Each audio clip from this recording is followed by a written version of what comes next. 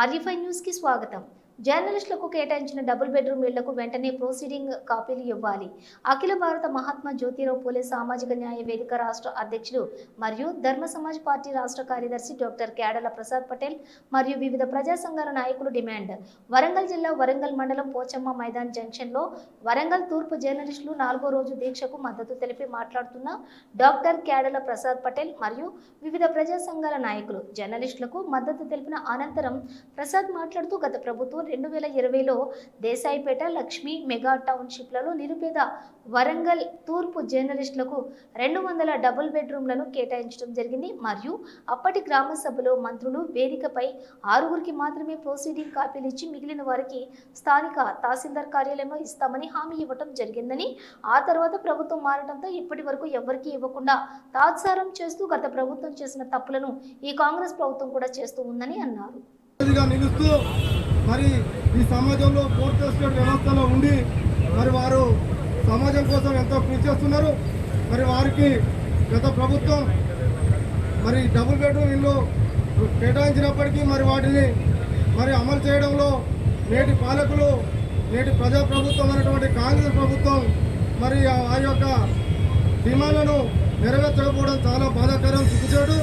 మరి ఇప్పటికైనా కూడా ప్రభుత్వం స్పందించి మరి గౌరవ మంత్రివర్యులు శ్రీమతి కొండా సురేఖ గారు తమ నియోజకవర్గానికి చెందిన జర్నలిస్టుల న్యాయమైన ఒక డిమాండ్ను మరి నెరవేర్చడానికి బాధ్యత తీసుకోవాలి. లేకపోతే మరి జర్నలిస్టు మిత్రుల కోసం మేము దళిత బహుజన ఫ్రంట్ మరియు ప్రజా సంఘాల జేఏసీ పక్షాన మరి వారి తరఫున పెద్ద ఎత్తున ఉద్యమించడానికి మరి ముందు వరుసలో ఉంటామని తెలియజేస్తూ మరి ఈ జర్నలిస్టు మిత్రులు మరి వారి యొక్క డిమాండ్ల సాధన కోసం మరి అంబేద్కర్ మహనీయులు చూపినటువంటి పోరాట మార్గాన్ని ఎంచుకున్నందుకు మరి వారికి ప్రత్యేకమైనటువంటి ధన్యవాదాలు తెలియజేస్తూ మరి అవకాశం ఇచ్చినటువంటి మిత్రులందరికీ పేరు పేరున ధన్యవాదాలు తెలియజేస్తూ ముగిస్తున్నాం. వరంగల్ జిల్లాలో, ఉమ్మడి జిల్లాలో మన ప్రజల కోసానికి, సమాజం కోసానికి పనిచేసే మన విలేకరులు, జర్నలిస్టులు వాళ్ళు డబుల్ బెడ్రూమ్ గురించి వాళ్ళు ఇవాళ దీక్ష చేస్తున్నారు. ఎందుకంటే గత ప్రభుత్వము వాళ్ళకు డబుల్ బెడ్రూమ్ ఇస్తానని హామీ ఇచ్చి కట్టినాక కూడా కేటాయించకపోవడం వాళ్ళది ఈ బుద్ధి దక్కతనం. మరి హామీ ఇచ్చినాక కట్టినాక ఎందుకు ఇవ్వడం లేదు? మీరు ఇస్తానని ఒప్పుకున్నారు, ఆ మాట ప్రకారం మరి ఇవ్వకపోవడం మీ ప్రభుత్వాన్ని, గత ప్రభుత్వాన్ని ద్రోహం. ఇప్పటి ప్రభుత్వం మరి వాళ్ళ జర్నలిస్టులు లేనిది ఏ ప్రభుత్వం కానీ, ఏ పార్టీలు కానీ, ఎవరు కానీ వాళ్ళు ఏలలేరు. వాళ్ళ పార్టీలు, వాళ్ళ అధికారం కానీ వాళ్ళు ఏ పని చేయలేరు. వాళ్ళు జర్నలిస్టులతోనే కదా మీరు రాజకీయం వేయలేదు, మీరు ఈ ప్రభుత్వాలు వేయలేదు. మరి జర్నలిస్టులను మీరు ఇంత తక్కువ అంచనా వేసి చిన్న చూపు చూడడం ఏంది? వాళ్ళు ఎంతో వాళ్ళ కుటుంబాలకు అన్నిటికీ వదులుకొని 24 గంటలు వాళ్ళు జర్నలిస్టులు మన ప్రజల కోసానికి, ప్రజాస్వామ్యం కోసానికి, హక్కుల కోసానికి, అందరి కోసానికి పోరాటం చేసే వాళ్ళు పనిచేసే జర్నలిస్టులకు మనం ఇవాళ చిన్న చూపు చూడడం ఏంది? వెంటనే ఇప్పుడు ఉన్న ప్రభుత్వం, మన వరంగల్ మంత్రి కొండా సురేఖ గారు వెంటనే చర్య తీసుకొని వాళ్ళకు కేటాయించిన ఆ డబుల్ బెడ్రూమ్ ఆ ఇల్లు వెంటనే ఇవ్వాలని మేము హామీ ఇస్తున్నాం. నేను తెలంగాణ ఉద్యమ నాయకుడిని, బీసీ రాజ్యాధికార సమితి రాష్ట్ర కార్యదర్శిని, తెలంగాణ కుమ్రేను నేను మాట్లాడుతున్నాను. ఈరోజు వరంగల్ జిల్లా పోచమ్మ మైదాన్ జంక్షన్లో నిరసన దీక్ష, నిరవధిక నిరాహార దీక్ష చేస్తున్నారు.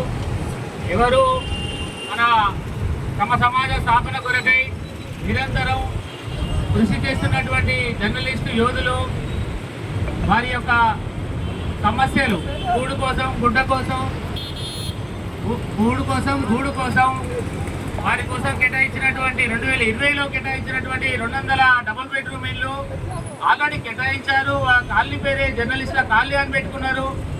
ఆ జర్నలిస్టు కాలనీ ఇప్పటికీ 2020 నుంచి ఇప్పటివరకు 5 సంవత్సరాల తర్వాత అవి మొత్తం పెచ్చుడిపోతున్నాయి.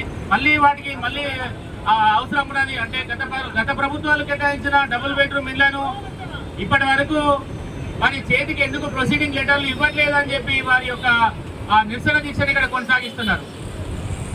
మరి పేద జర్నలిస్టులు 200 మంది పేద జర్నలిస్టులు గత 4 రోజులుగా అక్కడ లక్ష్మీ టౌన్షిప్ వాళ్ళకి ఎక్కడైతే కేటాయించాలో అక్కడ చేయడం జరిగింది. అంబేద్కర్ విగ్రహమైనటువంటి కాశీబుక్ జంక్షన్లో చేయడం జరిగింది ఒకరోజు. ఇలా ఇది 4వ రోజు పోచమ్మ సర్కిల్లో వారి యొక్క హక్కుల కోసం వారికి ఆల్రెడీ ఇచ్చిన ప్రభుత్వాలు గత ప్రభుత్వం కేటాయించిన వారి యొక్క డబుల్ బెడ్రూమ్ ఫ్లాట్ల కేటాయింపు ప్రొసీడింగ్ లెటర్లు వారి చేతికి ఇవ్వడానికి వారి ఇప్పుడు జర్నలిస్టు నిరోధక నిరాహార దీక్ష కొనసాగించడం జరుగుతున్నది.